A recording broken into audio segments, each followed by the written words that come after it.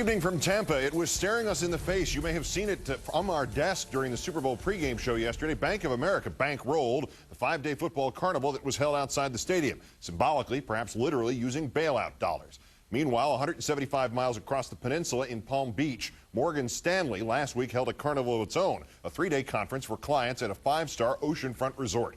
Our fifth story on the countdown, your taxpayer dollars in action. 2 more bailed out banks spending millions on sports, sponsorships, corporate retreats, jets, and other frills, while working Americans keep losing their jobs.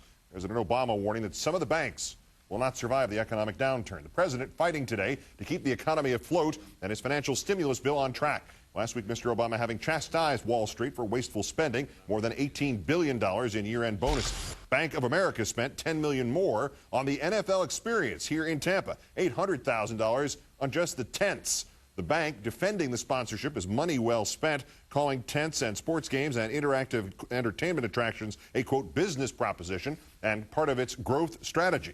Morgan Stanley growing last week at the Breakers Hotel in Palm Beach, that firm having collected $10 billion in bailout money. Congressman Barney Frank planning to call the heads of major banks that have received bailout funds before the House Financial Services Committee next week. He'll join us presently. Meanwhile, new week, new chamber of Congress, same stimulus plan to sell to Republican lawmakers. Did you notice it was Groundhog's Day? President Obama calling Democratic congressional leaders to the White House tonight to map out strategy for the stimulus plan. The clock ticking, the stakes growing higher. The president warning Matt Lauer that once U.S. banks fully reveal the extent of their losses, some of them are likely to fail. Not only is it conceivable, it is likely that the banks have not fully acknowledged all the losses that they're going to experience. They're going to have to write down those losses, and some banks won't make it. Mr. Obama adding that all deposits for ordinary people are going to remain safe. As for how long things might take to turn around under such worse before they get better circumstances, the president also predicting some change in 1 year, and a dire forecast for him personally if there is not substantial change within 3. You know, a year from now, I think people are going to see that we're starting to make some progress, but there's still going to be some pain out there. If I don't have this done in 3 years, then there's going to be a one-term proposition. Time now to call in Congressman Barney Frank, the chairman of the House Financial Services Committee. Thank you for your time tonight, sir. Glad to, Keith. $50 million in corporate jets, it was returned. $18 billion in bonuses on Wall Street haven't been returned. Millions on sports sponsorships.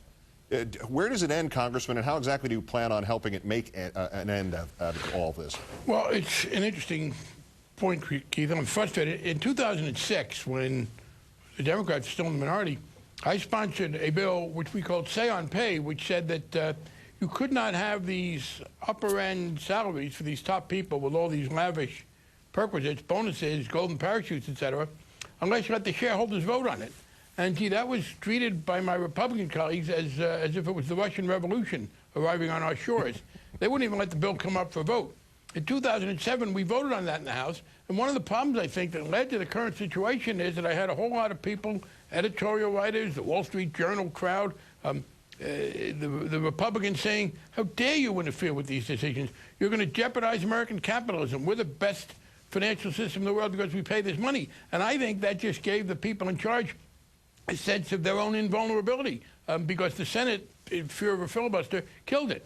And then when we did the bill last September, several of us told Secretary Paulson that he had to put some restrictions on compensation. He explicitly refused and said, well, if we do that, they won't participate. My response was he was accusing the bankers of being pretty unpatriotic. If they would refuse to join a program that he thought was important for the economic survival because it might nick them a couple of millions of the large amounts they have.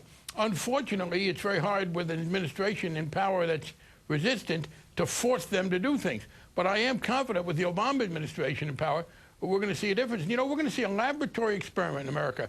The Bush administration got to deploy $350 billion of this money. They insisted they get all 700 right away. We said no. We're going to cut it off at the halftime and see what happens. Now the Obama administration is going to do it. And I spoke today to Larry Summers, to Secretary Geithner. You are going to see an administration today that's going to be much tougher on this kind of excess. Unfortunately, a lot's already happened. Who are you going to call in next week, Congressman, and what do you want from them? Well, in this case, I will say my Republican colleagues were also interested in doing this.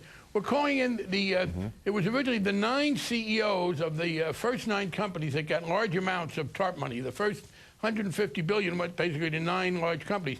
Since then, the 9 became 8 because Bank of America bought Merrill Lynch, and Merrill Lynch, some of the most irresponsible behavior came from a man, John Thain, of whom I had expected better.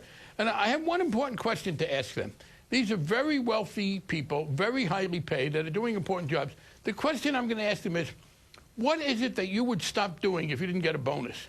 I mean, you're getting millions of dollars, you're getting all these other perquisites. Why do we have to give you a bonus to get you to do a job? I mean, would they stop working Wednesdays if they didn't get a bonus? Would they, you know, the whole notion that you have to bribe highly paid, powerful people just to do their jobs is nuts. They said, well, I'm told by the defenders of this, you want to give them incentives. I don't know, Keith, what's your incentive to do your job, or me to do mine, or a gas station attendant to pump gas? The notion that after people are given these very wonderful jobs with all the prestige and all the money, they have to then you have to start to find some other way to get them to do the jobs is very obnoxious. Lastly, is there a way to get any of this back? We saw a proposal in the Senate. Claire McCaskill said she wants to try to get some of this money back, particularly the $18 billion in the in the bonuses from Wall Street. First of all, with the bonuses, I do want to make this distinction. Some of the lower paid people, lower paid, you know, we're not talking minimum wage here, but there are some people for whom bonuses were most of it, and these are people who are making $150,000, a lot of money, but not the obscene amounts that the bonuses have gone elsewhere. But the key point is this: you cannot legally take the money back from them by insisting, because the Bush administration didn't put these rules in. But I've written to Secretary Geithner and said, you know what? As you begin to give money in the future, take into account whether they try to get any of it back. In other words, we can't make them give it back, I believe, but we can refuse to give some of the money in the future to people who wouldn't do that. Congressman Barney Frank, chairman of the Financial Service Committee in the House.